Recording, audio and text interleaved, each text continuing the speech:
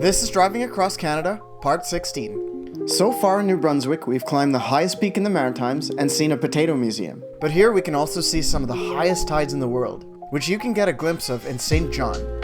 Here, you can camp at a well-equipped site with a great view of downtown and the St. John Harbour.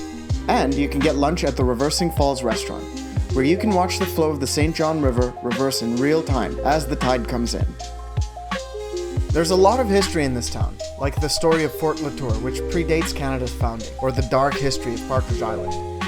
But for now, we'll continue along the shoreline to the St. Martin Sea Caves.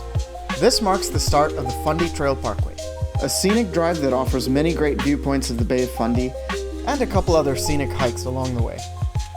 One of the many lighthouses dotting the east coast can be found at Cape Enrage, so named for the ferocity of the waves striking the shoreline, although they were strangely calm when I passed through. Still, you can see why there are so many lighthouses around here.